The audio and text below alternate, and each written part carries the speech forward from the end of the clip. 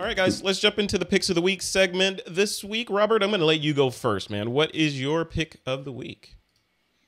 So mine is, of course, guys know I'm an artisan, but I've been using this camera now, and I'm sure everyone's sick of hearing about it, but the A7 III. Everybody's talking about that camera.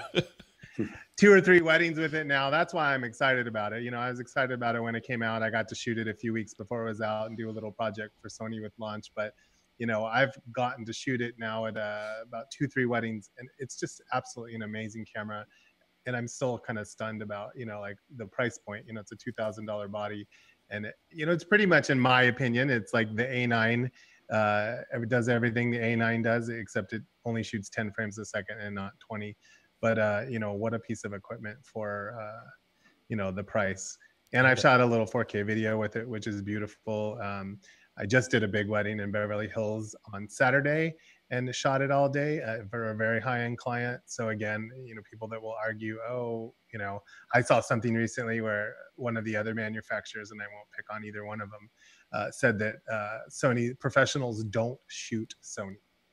Well, I shoot Sony, and I just shot a client that's net worth is well over with a B, and it's a beautiful wedding, and I trust it implicitly.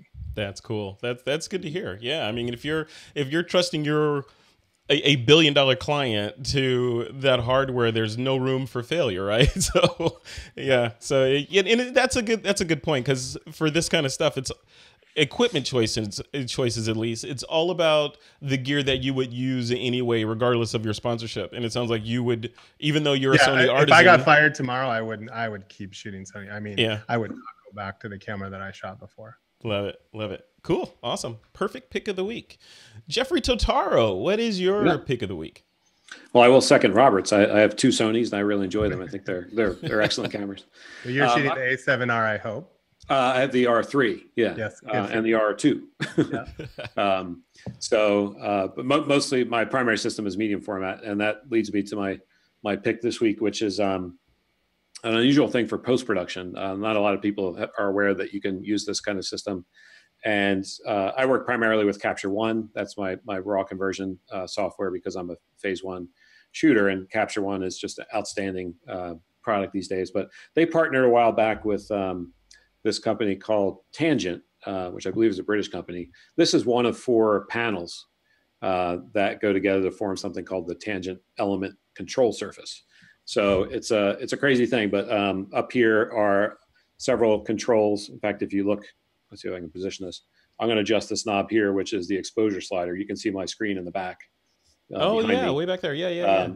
Yeah. So what this control surface does is, this is the knob panel. So any slider that you can adjust in Capture One can be adjusted with one of these knobs, which is great. You can push the knob to reset it to 0. But what it allows you to do, and I use it again. There's 3 other panels. One's more for color. Others are buttons and wheels and things like that. So there's a lot of control you can have, like brush size and Photoshop and things. But what's great about it is I can edit sort of with 2 hands. So I can be doing stuff with my Wacom pen in my right hand, and I can be toggling back and forth between photos and thumbnails with my left hand, and tagging things, and flatten save close is another one I have set up for Photoshop. So it speeds up your workflow. It's not an inexpensive system by any means, but if you also do video, it's primarily made for video and works great with Premiere Pro. But they partnered with, again, with Capture One. And so it works at the deepest level with Capture One, whereas Photoshop, you can map any keystrokeable command you can map to a button or a knob.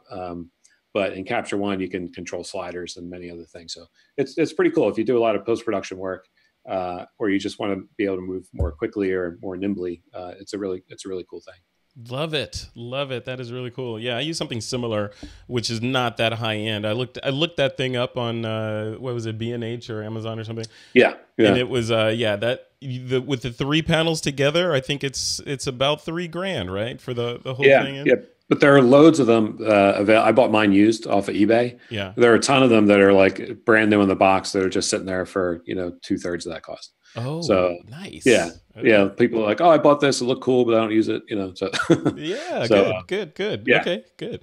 Yeah. Awesome. Perfect pick of the week. Thank you for that. And guys, I do have a pick of the week this week. Mine is, so since in the spirit of this being a business kind of, profit type show, I thought I would share one of the new tools that I just found out about not too long ago from my friend Joseph Linashki, also known as Photo Joseph.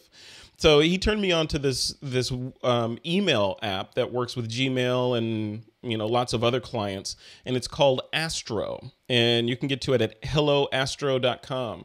This thing is, now I've used a lot of email clients. And I got to say that this is probably the one that has stuck with me the most, even over Apple's client. I think it's Apple only, I'm not sure. But even over Apple's built-in free email client, this thing works. In fact, I ditched Apple's client many years ago and just started using Gmail in a browser, in a pinned browser tab. That works great, and I still do that from time to time. But some of the cool things about Astro are that, and this is the biggest thing for me, which is kind of weird, you can specify that a message or all your messages have read receipts attached to them. In other words, if I send you a message, I will get an alert on my phone that lets me know when you've read my message. So it doesn't tell you, it just lets me know that, and if there's a series of people attached to the message, it'll say someone read this message, right? So you won't know down to the minutia. But if you send it to one person, you'll see that, hey, at 1 a.m., John Doe read your message. So when you talk to John Doe again and he's like, oh yeah, I didn't get your message, you know that they got your message. So that is really, really cool and really powerful. I've used the heck out of that over the last couple of weeks. The other thing is you can, and a lot of email clients do this, you can snooze mails to answer them later. So for example, I'll get messages in the morning when I'm going through email that aren't critical that I answer right now, but I can snooze them to 6 p.m. or 8 p.m. or whatever, and they disappear out of my inbox and then reappear at the specified time so that I can go address them.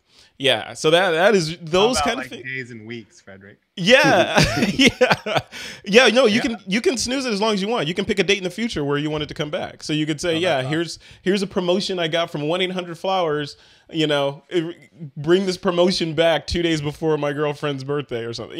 So you can do those kind of things, which I've done several things like that. It kind of changes the way that you look at your mail, and it works seamlessly with That's awesome, Gmail. because I get email on the weekend from clients and I'm not thinking about work, or I'm at a wedding, and it's like, if you don't answer it or you don't, it gets pushed down. So that's awesome. Yeah. It really works well if you're doing inbox zero. Like I took some time over a couple weeks ago and got my inbox down to almost zero. So now when mails pop into my inbox, I treat them as kind of like, infractions.